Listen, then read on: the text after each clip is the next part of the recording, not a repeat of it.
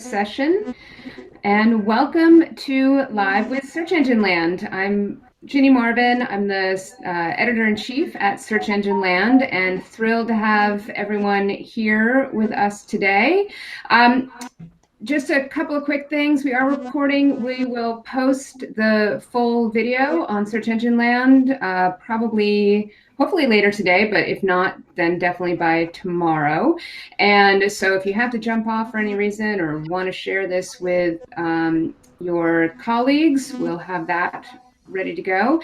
And we are going to be taking questions in the chat. So what I'd love to do is, as you have a question, we can keep this dynamic, throw it in the chat box. And if you're still around, we'd love to have you kind of chime in and ask and interact live with us. So if we don't get to all the questions, or you had to sign off before we got to you, we will be also following up on some of those with content on answers on Search Engine Land too. So the idea is to get everyone's questions answered, and have a great next 45-50 minutes or so.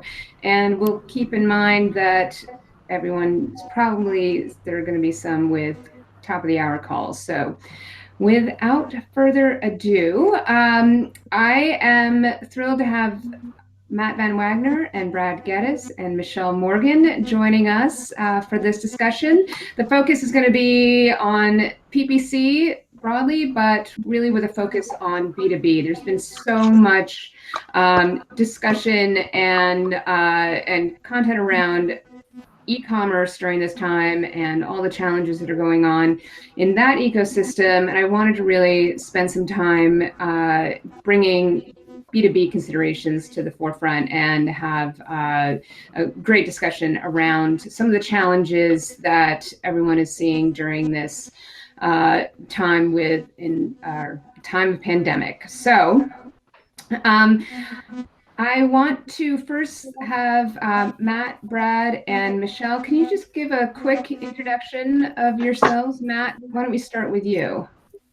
All right, I'm Matt Van Wagner. I've been doing paid search for about 20 years now, and privileged to be the editor for Brad Geddes' book, his last couple of books. And we do run a number of B2B campaigns, both here and abroad. And so we've had a couple of interesting things that we want to talk about today. So that's a little bit about me. I'm a grandfather, all that stuff. Great. All right. How about you, Michelle? Yes, I am Michelle Morgan. I'm the Director of Client Services at Clix Marketing. I have been in this industry for about 10 years. I think I'm the young pup on this call, funny enough. And a lot of the accounts that I work with at Clix tend to be B2B for one reason or another. So happy to kind of focus on the B2B aspect. So I know that Mel's excited about that too. Great. All right. And Brad. Yes, so I am Brad. I've been doing this paid search game since '98, so too many years now. I'm currently the co-founder of AdAlysis, so we're a software vendor. So we see sort of a large swath of client bases and how they're doing. Excellent. Okay, great. Well, why don't we just start off with how is everyone doing? How are you adapting? Is your work schedule and routine upended by all of this? Or most of us are kind of used to working from home, but love to hear your thoughts on how things have been shaken up. Any new hobbies? Board games. Many board games. We have learned so many games in the past month. I should have bought stock in everyone who makes board games because our stash is growing almost weekly right now. I've heard that Hasbro is cranking, so that's so funny. They should be doing well. Yeah. No, I've been working from home for about 8 years now, and the craziest part is that everybody keeps saying that like the world is drastically different, and it really is, but my day-to-day is basically identical. There's nothing really different. So that part almost makes it feel weird that my schedule is the same. But in terms of hobbies, nothing new, just more Netflix. So I'm going to be one of those people who gets to the end and they're like, you've watched all of Netflix. Congratulations. It's like, well, Yeah. okay. It's not really an accomplishment I want, but it's fine. All right. How about you, Matt?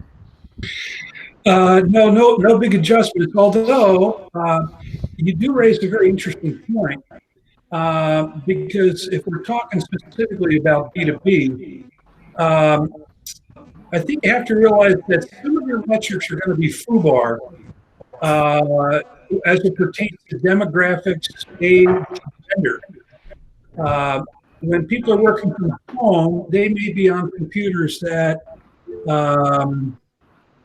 other people are sharing or have been used by other folks or what have you. We've actually noticed a pretty interesting shift. So if you happen, is there Sorry, that's my marching soccer band game. starting? I actually don't know. Oh. So I thought it was halftime. I thought it was Melissa's marching band. Is it me? Is it? No. Can you hear me? Okay. Am I getting you? Yes. But I was just taking a look at some of the shifts, and I think this is interesting. I wonder if that is me. Is it? I don't know. Can everyone go on mute if you're not? I think just about everyone. Yeah, it looks like everyone is. All right, I'm going to try this again. I'm going to talk very softly. But one of the interesting things that we've seen is if you look at the 2 weeks, say from March 15 on, and we look at the 2.5 weeks from am I giving the echo? I think what I might. Yeah, now it sounds better. There's a little feedback. Okay. I may once I say my part, I'll go and maybe dial in and see if that works a little better. Okay. But we've noticed that age has shifted to a much older and a much younger set of demographics, where that during the 2 weeks prior, we were pretty much in the fat range of 24 to 64 for most of our B2B clients. But we're starting to see something. So the issue is if you happen to have bidding that is looking for a particular sweet spot, you may see some funkiness, or you may need to make some adjustments. Okay. And I'm going to go on. So I want to add something to what Matt just said, right? So one thing we've noticed a lot in B2B, almost more than B2C, is analytics data being terrible right now, because all of a sudden your B2B companies who are 10, 20, 30,000 employees are at home, logging into your corporate website, and all your filters, your IP filters, are gone. And so we've seen, for a lot of them, sales have gone up, but conversion rates have plummeted. And it's because the internal usage has skyrocketed of what's being counted. And so some of the analytics data is really screwy right now with everyone at home. Yeah, and it's be the same way, I think, Brad, because cookie pools are not built up on your home computer. Right. Well, it makes ABM strategies that much harder, right? Yeah. Like, I mean, depending on how you're targeting those people, it can be near impossible. Because the other thing is, I mean, if you're like LinkedIn, one of the better platforms for that is if you are not so my mom, she works at a university. They gave her a computer and sent her home. You could probably target her if she's at work, because odds are at some point she's logged into LinkedIn, something like that. She's been working in that office on that computer for 5 years, whatever. But now they've sent her home with this brand new computer. It has nothing on it. It has no search behavior. It has nothing. She will not have logged into LinkedIn. So now you can't really target her because this is just a brand new machine. And I think that that's one of the things that is happening a little bit more. I know that who was it? HP was talking about how just a ton of their laptops have just sold out. They're done with it because they just can't keep up with demand of all these companies trying to keep up and buy new stuff to send people home with, because they don't want them to just work on their home computer if they can avoid it. Yeah. And I know that yesterday Microsoft was talking about the shift in devices being much more desktop now. So I assume everyone else is probably seeing the same thing. Oh, yes. Yes. Yeah. You don't have to be sneaky and do stuff on your phone because you're not at work. Nobody's looking at you searching for stuff that you shouldn't be searching for. You can just do it on the machine. So right. just do it that way. And the firewalls are down. But one of the good trends we're seeing, right, is that normally in an office environment, if you've got a long sales cycle, right, it takes forever to get through all the stakeholders and this, and as everyone's busy with meetings.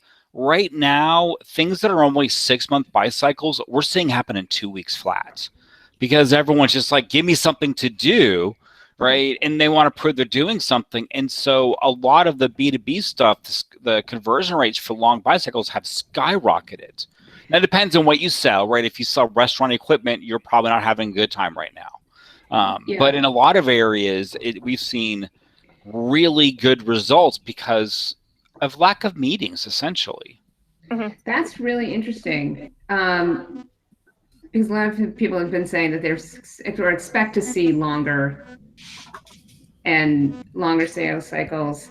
Expect to adjust your CPA expectations for. We've seen and especially with our software, right? Because I think everyone's at home right now, right? We've seen our conversion rate skyrocket. Now, we've seen obviously a lot of people go on pause because they're in, certain industries that they just can't spend right now. But a lot of, and especially when we had one that's been out for 2.5 years because of legal risk and compliance. I'm sure you guys know what that feels like sometimes. Got it done in 4 days this past week. What's been taking 2.5 years, finished in 4 days flat. Huge difference. Wow, that's really interesting. I have noticed from especially one of our accounts that's been kind of scaling down and doing that sort of thing, and that I think that to some degree they kind of expected that everything would slow down. And they expected things to be a little bit different, but like we track everything from lead all the way through to customer. And usually we'll see some opportunities come through in month, but we're usually above our cost per opportunity target in month. You've got to look back a couple or 3 months to kind of see where we are. But I mean, we just had a call today, and even just March in month numbers, which were pulled on Monday, we're just almost right at the efficiency goal. So like cost per op, we're almost right at it, and we've already generated customers in month. So part of it is trying to have a discussion around like, yes, I know that we assume that everything is going to slow down, but just like Brad said, some stuff is speeding up because there's just less back and forth, or people just really need it, because the client that I'm talking about, they support businesses and trying to get people either into your shop or to buy from you or something like that. So it's something where it's a need right now. So it's kind of interesting that part has sped up a little bit, and we're actually beating metrics on a shorter time frame. No, it's not true across the board, but certain ones are doing amazing right now. Hey, David, I can hear your doggy again. Please go on mute. Thanks, David. Yeah. If everyone can go on mute, but to I do want to just chime in again for those who have been joining. We are recording this. Welcome to Live with Search Engine Land. We're talking PPC and with a B2B focus. And if you have a question, love to have it. Throw that up in the chat box, and then we'll be calling people. We want to have a back and forth discussion on this as well. So, but this is really interesting in terms of seeing activity kind of speeding up, and I'm wondering what you're seeing in terms of businesses that are having to pivot, or where, like, interesting things that you're seeing businesses do to adjust to the situation that their prospects are in, customers are in, and sort of stories of adaptation. And that can be anything from messaging to processes. We've got a couple of accounts that I personally work with that they are currently offering either a free trial or a shortened or a smaller price point, something like that, for the software that they use right now. We've also got some folks that are basically shifting some of their focus away from direct sales, even though, like we just talked about, things are speeding up a little bit in some instances, but they're actually offering just educational content, focusing on trying to make sure that people are getting through this time period in as unscathed a manner as they can. And I think that from some of the stuff that even at other shows I've talked about, that if you can provide meaningful content to people, they're going to be more likely to buy from you down the line because you've already provided value. So even doing that, especially during this time of extreme need, I think has been really helpful. So we've got a couple folks that are actually just offering content as their campaign. So we don't really have a cost per lead goal on it because the purpose is not really to generate leads. We're going to track those and we'll see what the efficiency was on it, and we'll retarget to those people. But we're not using that as the main focus at the moment, at least not for a certain set of campaigns. Obviously, you got to keep the lights on somewhere, but we're not doing that as we're not only doing sales, I should say. Yeah. And Melissa put a good point in the chat, an incredibly good point. If a lot of the companies, especially B2B, who were heavy on the sales side, had at times insensitive messages, right? That were really like gung-ho, do this, whatever. And the smart ones have really looked at the ads carefully to say, what message are we putting out there? What needs to change? How are we more sensitive in an industry where we want someone to do something? And you see a lot of softening of calls to action than you used to have before. It wasn't buy, do this, do this now, etc. You see a lot more softer educational or engagement happening than you saw previously. Which makes me just want to tell people, like especially certain people, go up and just shake them and be like, this works. It actually works. You should be doing this all the time instead of these hard, shove it down their throat sales tactics. Yeah, it's not B2B, but I was watching TV last night and Continental has a commercial. I don't know if you've seen this toilet paper commercial or not. It was brilliant for making sales, right? It was, hey, stop hoarding toilet paper. We make enough to go around, share with your neighbor, share a square, blah, blah, blah. And it wasn't salesy. It wasn't this, but because it was so timely and so well done of a positive message, guarantee their sales are going to go up through a non-salesy ad. It was brilliant ad. And I don't say that very often. I'm pretty critical, right? I was like, wow, that's amazing. And for toilet paper, right? I mean, right. How fun could that be? Yeah. Hey, Matt, can we hear you now? Not yet. Nope. It shows that you're muted, but I don't know. Yes, it does. You made it. Oh, you know what, Matt? Yeah, Matt, you may have to log out of the Hangout and call back and then log back in with different, or change the audio on your Hangout settings. Desktop, yeah, your settings. You might have to click that use phone for audio if you haven't already.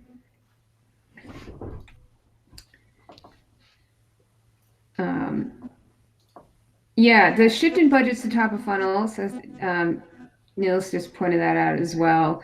And I've been talking to other people that have been saying the same thing, that part of that is looking at keyword trends to see if search behavior is changing as well within within your vertical, but also that thinking about top of funnel from a content, thought leadership, and being around for when things pick back up, that you're top of mind. All right, I think Matt's going to dial back in. So Brad, one of the things that stuck out in the Microsoft call yesterday was that they said that the majority of advertisers have not been updating their ad copy. So, I guess that's just a reminder, think about ad copy across all of your channels, all of your, not necessarily your highest spending campaigns, all of your campaigns, and make sure that all your messaging is in sync. but I'm curious to see. I know that we had touched base, I don't know, probably a couple weeks ago, and you hadn't really seen much movement yet. And I still haven't, right? I mean, you have the ones who are the super obvious stuff, right? The Zoom, the Netflix, right? The super obvious ones have done some things about that. But you're not seeing a lot of others who have different ways of thinking about their services these days, updating with what's going on. And I don't know if that's because they suddenly were scattered, to their homes and there's not centralized messages like that they thought about. But I've sort of been amazed at a lack of positioning. They are for new stuff, but not for existing things. Well, I'm going to take a little bit of a contrarian position on that. Can you hear me okay now? Yes, we can. You're back. Right. So I think we're kind of looking at this on a week-by-week basis when it comes to especially industrial B2B, because there are a couple of things we need to know. We need to know if our clients' supply chains are having disruption. And where there's disruption in the supply chain, we want to be able to take things offline or adjust inventory. So I think we're kind of looking at this week by week by week. So the very first week, what we observed was about halving of traffic, in some cases 3/4 a decline in traffic. And once people settled in at home, we started to see a little bit of a lift in traffic. But what we've tried to do is we've tried to go through with all of our clients to make sure that we are not selling past their capabilities. And then as well, what we're trying to do is expect that the lag time between a lead and a sale will take longer, and so our metrics are going to be off. So we've cut spend in most places. What we've tried to do is to keep our middle of the road search campaigns functioning, because if someone is looking for an industrial heater, you're looking for it whether they're on the face of the moon, at the office, or at home. And so I don't think we have to message Corona around that.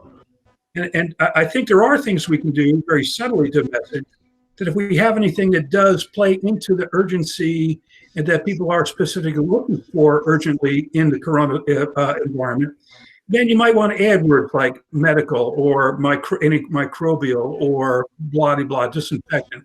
Just add some subtle changes. But what I would encourage people not to do is to greenwash or do the equivalent of greenwashing your messaging. In other words, don't Corona wash your message. Well, you mean like trying to look opportunistic? Yeah. So just to make sure you don't try to over message to the Corona. Okay. Yeah. That being said, there are subtle things you can do, right? Where you have some B2B industries that are all based on in-person meetings and handshakes, where they could be changed to be like, we do, virtual meetings now this way, or we do, so like some of the no contact stuff. And there have been some who have subtly done this via site links and call outs, not a lot, without changing the message, just to adding a little bit in there. And you're in a purely industrial B2B area, it probably doesn't matter a whole lot. Those aren't things you're as much worried about. If you're B2B insurance, suddenly that does change how you may do your messaging. Yeah. I'd say around some of that stuff. Sorry, go ahead, Jenny. No, go. Okay. I think one of the things that I would have around that is like, I don't have a problem doing I'll say a lot, even though it's not really an amount, a lot of messaging toward the coronavirus, anything like that, as long as whatever you're offering backs it up and is that specific. So like some of the things that we're trying to do, we're not doing a lot of really overt messaging towards the coronavirus anyway, just because it feels like kind of jumping on a negative trend there. But there are some things that we're rolling out that are like some of those pieces of content, like I talked about, that are very geared toward this. And the content themselves mentions it quite a lot and is really geared toward that sort of thing. So I think that if you want to do that and you're trying to have your messaging really heavy that way, just make sure that you back it up. And it's not just that you shoved a bunch of instances of the word coronavirus in your stuff, even though you don't have any difference in your offering or whatever you're trying to give. Like, you can't just SEO keyword stuff the crap out of it and have it be any type of value. Really only frame it that way if you're providing specific value. Yeah, but to take it like an example, right, is we would see B2B companies who would be focused on corporate training events, right? And their ads would be like, come join the party. Well, that's not a really good message to put out there right now. And so some of those have also not changed their messaging, right? And those are the ones that probably should be thinking maybe that's not a good message right now. And it's not, they may not change it to be Corona focused, but they probably should change it to not be group sitting in a room focused, right? Yeah. One of the things I'm just wondering about, because part of this is talking about process, right? It's talking about what your sales process and how that's adapting to the current situation. That can be part of your messaging. I guess show an empathy for your customer's current situation, right? Or that there's a general understanding that we know that things are different and we can accommodate you. And maybe that's sort of, rather than being, trying to come off as opportunistic in some kind of way, to think about it that way. I will say next week, Barry Schwartz is going to be hosting this, and they're going to be talking about some of the ways that this has shifted organic search trends. So if you're also working on the organic side, Barry will be leading a discussion on that next week. One thing I was wondering about, and I saw Amanda Farley. Hi, Amanda. If you want to hop on, I know you had a question about businesses that are seeing an increase in business, and whether it's coming from new or new prospects, existing customers. Maybe you're getting at the kind of the ABM. Yeah. So one of the questions, we have a sales team, at our agency, and one of the things that we were talking about is, we're shifting our sales focus, right? And one of the things that we've been talking about is the B2B space. And the conversation came up that, well, are the ones that seeing an increase, are they seeing it from existing customers, or is it through new prospects? Like, what's really happening in the industry? Because one of the things that we've been talking a lot about is, being mindful of, some of the healthcare stuff for us right now that we normally do won't make sense on the new business front, but, looking at some of the B2B or even the e-commerce channels does, and, in the SaaS. So one of their questions to me was, well, are they really seeing an increase in new prospects, or is it from existing business? So I was wondering what you guys were seeing. Yeah, we're seeing a lot of net new, right? Like there are definitely some who are coming back from an efficiency standpoint, and some B2B, and there are some return, but a lot of them we see just flat out net new customers. Awesome. Yep. I would say the same thing here. Now, one thing I can say, it's a true trend when we look across clients who are doing really well versus struggling right now, is how well organized they were beforehand. Companies who had good CRM systems that talked to their stuff, good project, that their data flowed well, are managing this much better than people who are cobbling together systems with everyone now distributed. They're struggling because they never had great data. And it's only being sort of exacerbated. Wow, whatever the word is, I lost it. No, I think that's right. Yeah. Yeah, right. So right now, based upon things even being more disparate of how companies are working.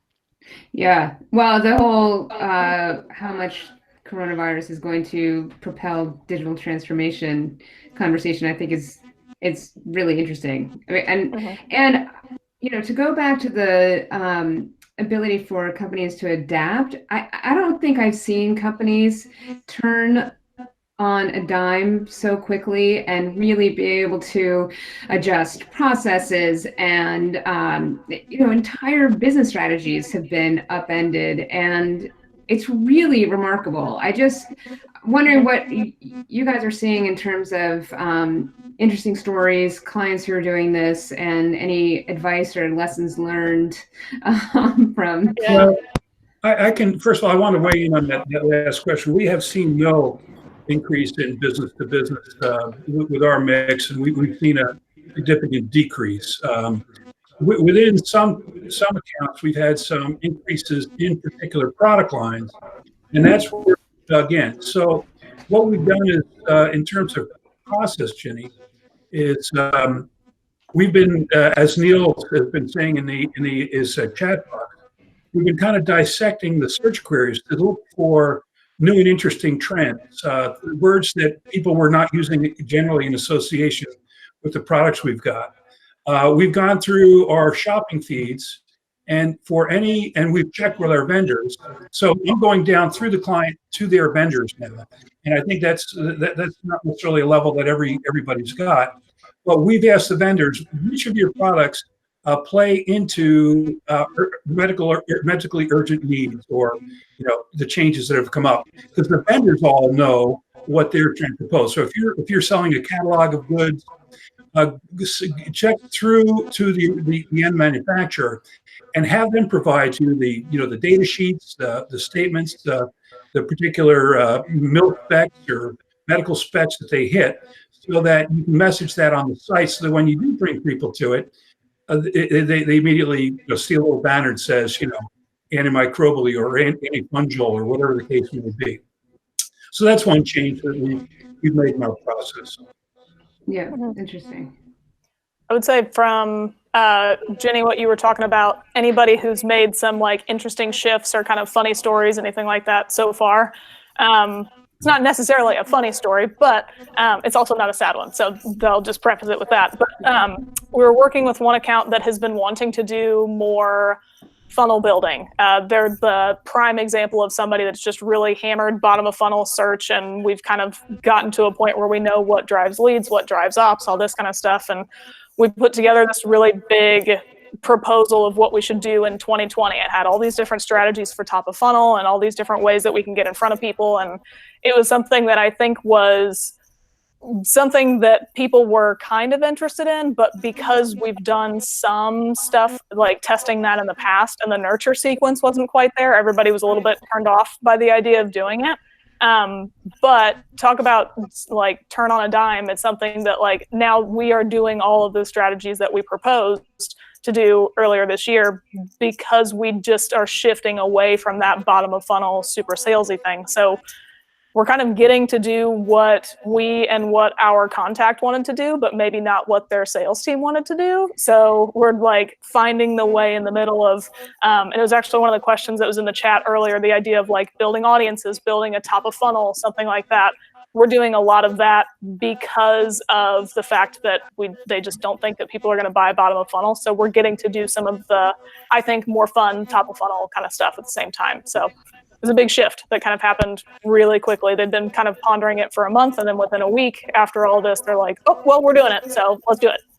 Yeah, that being said, I want to connect that with what Matt had mentioned earlier about demographics, is we've seen YouTube effectiveness drop like crazy in the past 3 weeks, because a lot of homes have a computer in them, and suddenly the kids, right, are on the computers in daytime watching YouTube when the parents might have had their profile set up there. And so we've seen the effectiveness of YouTube just bottom out like it hasn't been in a couple of years.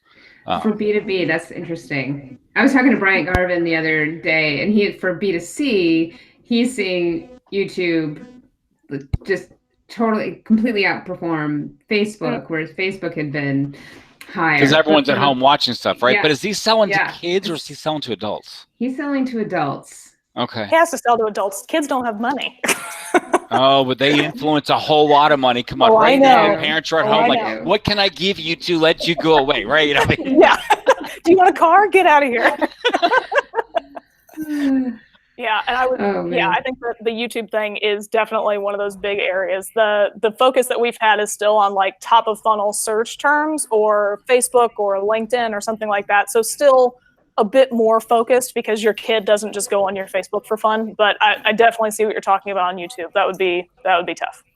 So and I'm gonna kick back to Melissa's comment here. We've probably seen 20 to 30% of all B2B clients pause their ad spends. Are you guys seeing that dramatic of a spend in your client base? Well, we've been like with our clients, it's like we have no idea. This is our first pandemic. We really don't have any idea what to do. So, yeah, so we try to be as conservative as possible so that we don't run out of ammunition for later in the year when things come back. We don't want to create problems with the budget, with the cash, because there will be layoffs. There will be a lot of pain ahead. Yeah. So we have definitely taken clients offline. Now, from B2B standpoint, we've looked at what we thought might happen if we stuck with our middle of the road search campaign would be that all of the traffic would normally regulate itself. Our spend would regulate the amount of search volume, which would decay. And we looked at analytics across a number of accounts. And depending on the industry, we've seen direct traffic go down by half. We've seen organic traffic go down by 2/3. Okay, so what that tells us is that the demand is just off. In some cases, we've kept paid search online at about the same pacing, about the same traffic.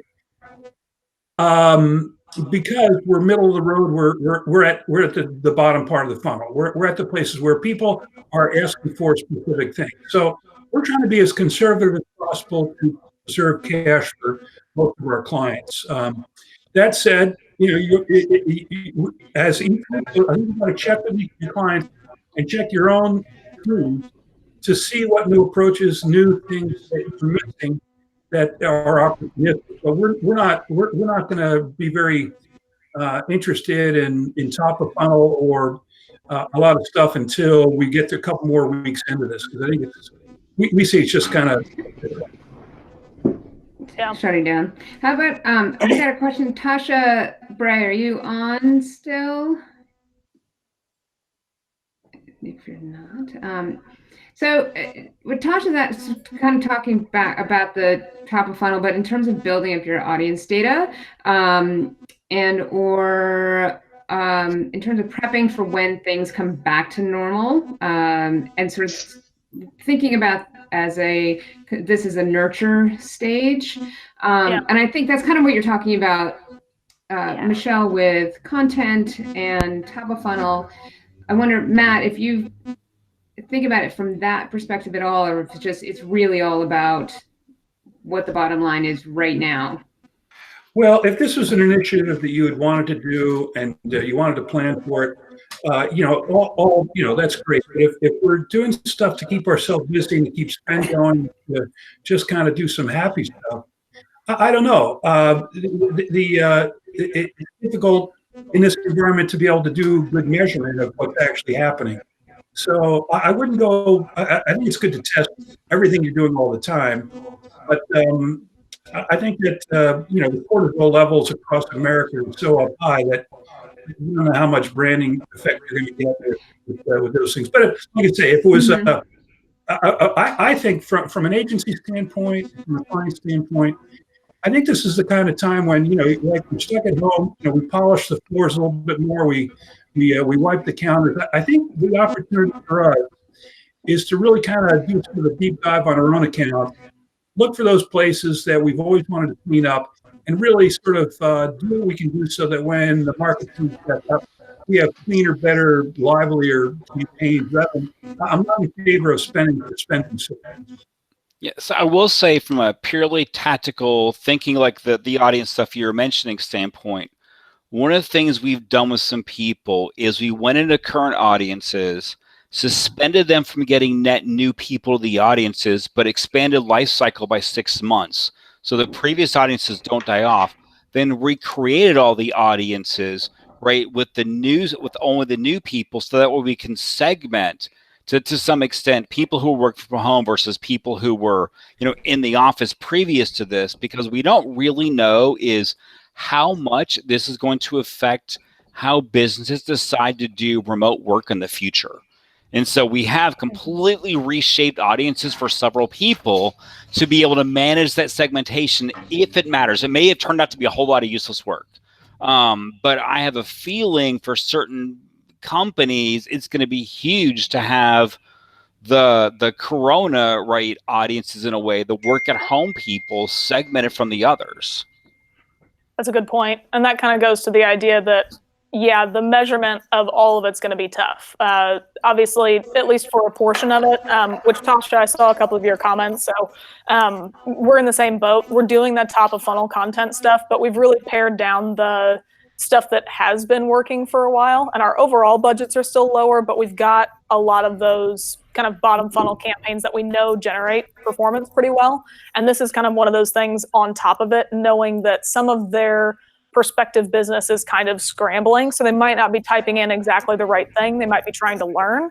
And that's where we're trying to reach them. So the audience piece of it, the way that we're trying to think about it is, yes, we want to create a cookied audience if possible, ideally more of a lead audience if we're able to, like some type of custom audience because they downloaded a white paper and we got some information that way, because some of that is going to be really tough to really back into. There's going to be some of it where you can technically build an audience like Brad's talking about, and some of it is going to be that you just have to hope the branding holds through, because like we've talked about, devices are all over the place, people are going to use different stuff. So even some of those cookie pools that you've got, if people go back to work really quick, or if people then turn those computers back into their office, something like that, and nobody uses it for 5 more years, the cookie itself might not be useful, but hopefully you've at least made the impact during that time. So it's kind of it's a little bit of a risky bet, but that's why it's only a portion of what we're doing, and we still have the stuff that's generating the rest of the normal business on the other side too.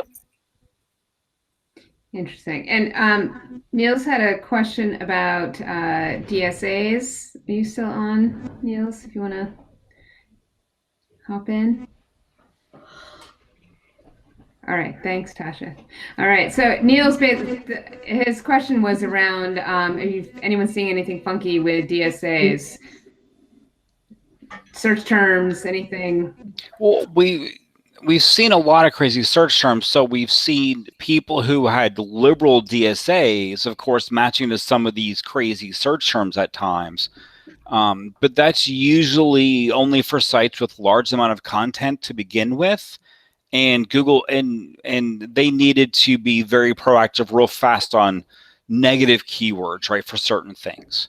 But for the most part, no, I haven't seen a lot of funky stuff with DSAs, except for the massive, like we have some clients with over 500,000 pages. Yeah, of course you're seeing funky things because queries have changed.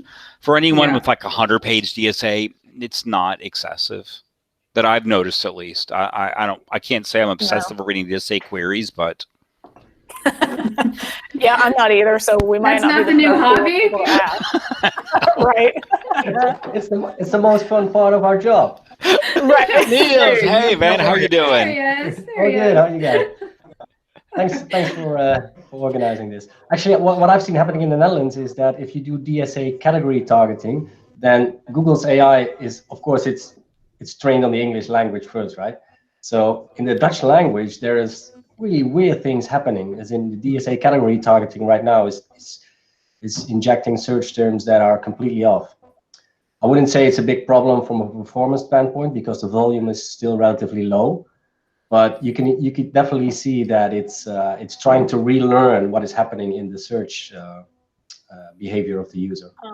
Niels, thank you. I just was checking one of my accounts, and the impression volume has gone up through the roof just in the last couple of days. So I guess I got to do a little bit of checking on that. Thank you for that tip. There you go. Action item number 1 for everybody: check your DSA campaigns.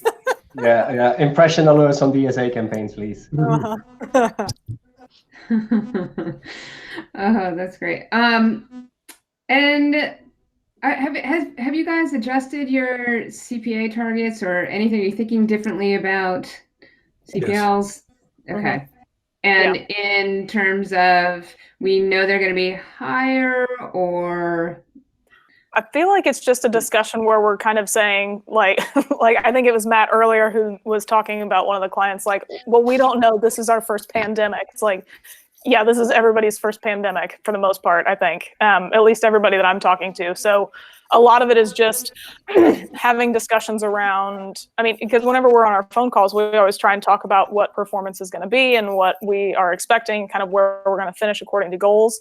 And it's something where we've kind of gone into discussion of prefacing like, we have no idea what necessarily to expect. We should just respond to whatever is happening. And if things still look good, because there's that one account that I was telling you about, we expected things to be bad, but everything in month looks great.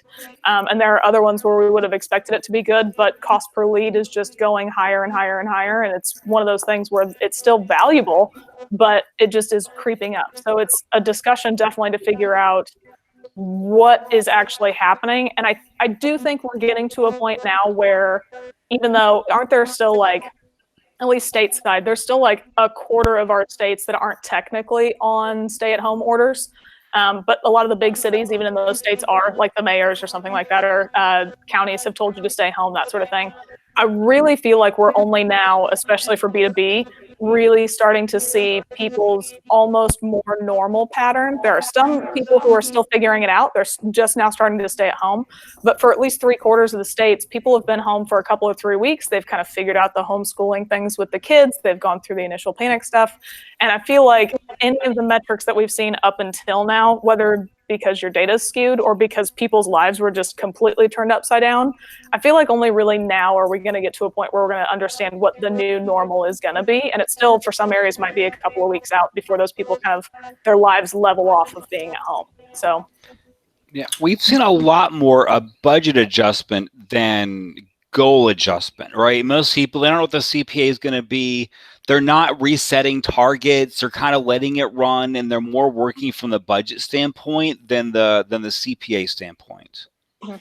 Yeah, we're doing some similar things. Michelle, we went around, and this is difficult with B2B. B2C may be a little bit different, but B2B, what we did is we dissected all of our accounts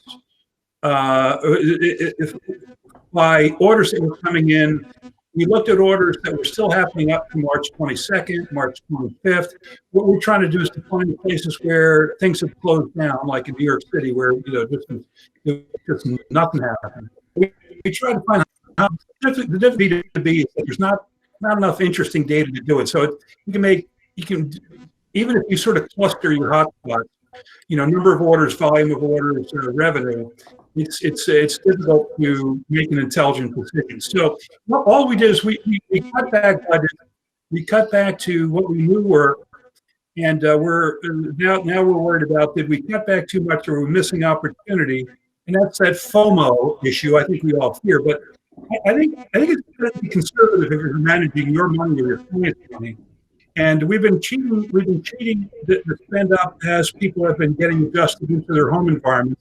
Because we do believe, anecdotally, we have no evidence to back it up, that people are at home doing what they were doing some of the RFPs, doing the things that they would normally do. And so we'll have a longer lag. But we've been trying to speed up our spend a little bit so that we are getting a reasonable number of new and generic search terms. And last question, when do we think this new normal is going to be the old normal and things get back to normal? Yeah. I left my crystal ball in the other room. Yeah, I know, but our clients asking, or is everyone just kind of rolling with this and saying this could be well into summer? And so we have a lot of people who are assuming when we're back to a quote normal that it won't be, and that companies who have office complexes of 70,000 people maybe realize, hey, we only need to pay mortgage on 20,000 people because we figured out how people can work remotely. We've realized, which affects HR quite a bit, affects insurance quite a bit. So we have some who are preparing, essentially, if businesses shift this way, here's how we're going to redo our business insurance packages in the future and approach them, or here's how we're going to redo this.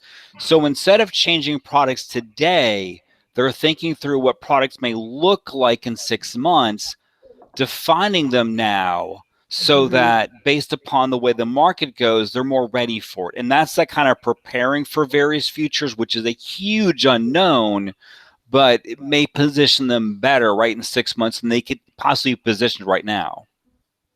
Mm-hmm. Yeah. Michelle, you were saying something before I just cut you off because I felt like it. Sounds about right. It's the old normal, Michelle. I know, we're already back to the old normal in this room. This is great. God, thank you for having me.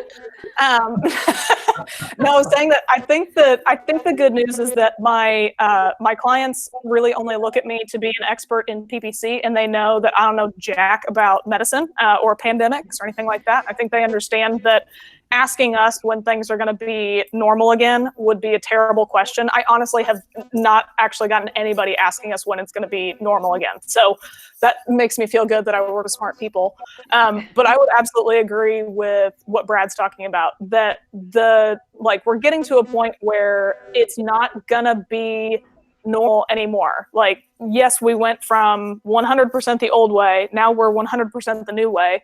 But once things kind of balance back out, my guess is that we'll be no more than 75% back to the way of normal. Like, remote work is going to be a lot different because people will realize the overhead. They don't necessarily have to pay it. But even on top of that, there are some companies I know that are never going to go away from having offices. But you might start seeing people be able to work from home 1-2 days a week, or maybe a number of days a month or something like that. So even outside of the fact that, yes, a lot of people are going to flock right back to the offices once we can do it, there's still going to be that remote component that's going to be an option for people. And they might start having more offices in different locations. So like some of the ABM stuff we've been talking about, you might start to have a lot of people in different locations. So if you're doing like geo-fenced ABM, that's going to get tougher because now they might have 10, 15, 20 offices around the country instead of trying to hire everybody to just work in one building. So the marketing environment is going to get a lot different, I think. All right. Yeah. I think that's. Oh, go ahead, Matt. I was just going to say, I think it's going to be a very, there's going to be a lot of variation in how the market comes back, because supply chains are going to be busted for a little bit. And I think we'll see fits and starts. We'll see sort of like really aggressive look for this, that, and the other thing, because we need to build 5 more planes, or we need to do this or that. But I think what's going to happen is we're going to see it in fits and starts. So when it comes to working with your clients or your boss or whoever it is for budgeting and sort of reassessing goals that you've got for your annual plans, quarterly plans, I think you just have to keep it all on a very short-term basis, and just expect that there'll be some real heavy spikes up. There'll be false spikes. So don't, because you get a couple of weeks of really interesting activity, be careful about how you reset all your budgets. Sort of like the stock market. It's really, really bounced right now. Our supply chain will be very similar. And that's it. All right. Well, we just got a question about Google going cookieless. We will pick that up on another discussion. Love that. A whole other ball of wax, though. So thank you for asking that. And it's a good topic for another Live with Search Engine Land. Thank you all so much for joining us. Thank you, Michelle, Matt, and Brad. Hey, Matt, can you send us out with the trumpet, though? Well, one second. Sure. Just want to say, but before, so on this note, you can, so Barry Schwartz next week is going to be leading a discussion on how coronavirus and pandemic has affected organic search behavior. And take it away, Matt. It is for all the people that have coworkers who are under the age of 12. Goodbye.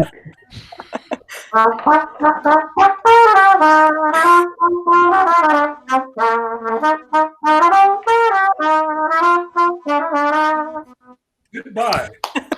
Thank you. Thank you to everyone. Bye, guys. All right. Bye.